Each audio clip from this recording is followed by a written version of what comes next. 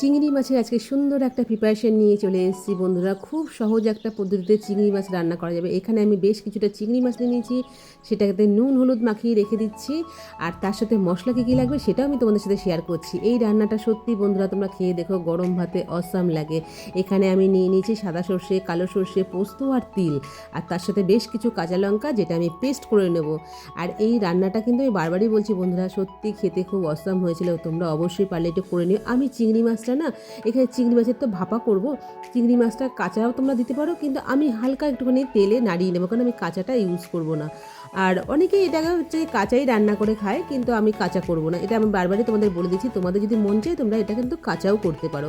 আমি এখানে দেখো তেলের মধ্যে জাস্ট একটুখানি চিংড়ি মাছটা দিয়ে বেশিক্ষণ ভাজবো না, অল্প একটুখানি নাড়ানাড়ি করে তারপরে আমি চিংড়ি মাছটা নামিয়ে দেবো।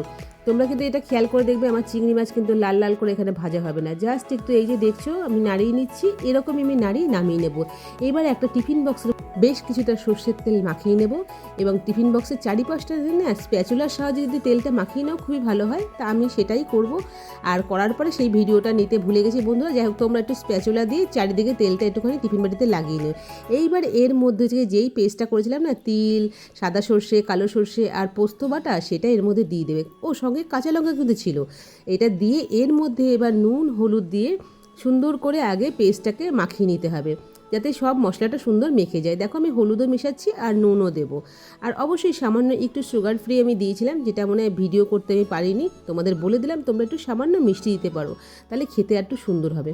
তা এই যে মশলাটা আমি করলাম, এই মশলাকে সুন্দর করে আগে মাখিয়ে নেব। মাখিয়ে নেওয়ার পরে তারপরে এর মধ্যে ভেজে রাখা যে চিংড়ি মাছগুলো ছিল, হালকা ভাজা, কিন্তু আমি বারবারই বলছি বন্ধুরা আমি হালকা ভেজেছি, তোমরা নাও ভাজতে পারো, সেটা ওর মধ্যে মিশিয়ে নেব। ভালো করে মশলার সাথে চিংড়ি মাছগুলো কষিয়ে নিয়ে টিফিন বক্সটা ঢেকে দেবো। তার আগে হচ্ছে কি মিক্সার বাটিতে যে জল একটুখানি মানে মশলাটা ছিল, সের মধ্যে একটু জল দিয়ে আমি এর মধ্যে দিয়ে নেব। জলটা খুব সামান্য দেবে, কারণ এখানে একটু মাখা মাখা হলে পরে জিনিসটা ভালো লাগবে খেতে। এইবার হচ্ছে কি আমি টিফিন বাটির ঢাকনা আটকে দিয়ে ওদিকে গ্যাসের মধ্যে আমি একটা কড়াই বসিয়ে দেবো, যার মধ্যে জল নিয়ে আমি এই টিফিন বক্সটা ওর মধ্যে বসিয়ে দেবো, ঠিক আছে। আর এই দেখো চিংড়ি মাছগুলো আমি ঢেলে নেব। আর চিংড়ি মাছ থেকে না একটু জল বেরিয়েছিল, জানো তো বন্ধুরা। তো এইটা যদি আমি বেশি ভাজতাম তাহলে জলটা টেনে যেত, যেহেতু বেশি ভাজিনি তাই জন্য চিংড়ি মাছের জলটা রয়ে গেছে। কিন্তু সেটা আমি এর মধ্যে মিশিয়ে দিলাম, কারণ চিংড়ি মাছের একটা ফ্লেভার পাওয়া যাবে, তার জন্য আমি জলটাকে এড়ালাম না। চিংড়ি মাছের যে জলটা বেরিয়েছিল সেটাও এর মধ্যে আমি মিশিয়ে নিলাম। আর এটা খেতে কিন্তু খারাপ লাগবে না। এবার আমি টিফিন বাটিতে দেখো সমস্ত মশলা মেখে যাওয়ার পরে আমি এর মধ্যে দুটো কাঁচা লঙ্কা দিয়ে দিলাম, কারণ যেহেতু তোজো খায় আমি ঝালটা একটু কম রাখি, যদি হাজব্যান্ডের মনে হয় সে কাঁচা লঙ্কাটা নিয়ে নেবে। দেখো প্যানে আমি জল গরম বসিয়ে দিই, জলটা অলরেডি ফুটে উঠেছে। আর অবশ্যই খেয়াল রাখতে হবে যে জলটা যেন টিফিন বাটির মধ্যে না যায়, জলটা ব্যালেন্স করে রাখবে। মানে আসলে কী বলো তো, যখন জলটা ফুটবে না তখন তো টিফিন বাটিতে ঢুকে যাওয়ার একটা চান্স থাকে, সেই ক্ষেত্রে তোমার খেয়াল রাখবে যেন না ঢুকে যায়। আর আমার এখানে দেখো চিংড়ি মাছটা কিন্তু হাফ ভাপা হয়ে গেছে, আমি তখন একটুখানি কড়াইটা খুলে একটুখানি নাড়াচাড়া করে, টিফিন বক্সটা খুলে আমি একটু নাড়াচাড়া করে আবার আমি এটাকে ঢাকা চাপা দিয়ে দেবো। আর এই দেখো আমার চিংড়ি মাছ ভাপা রান্না হয়ে গেছে।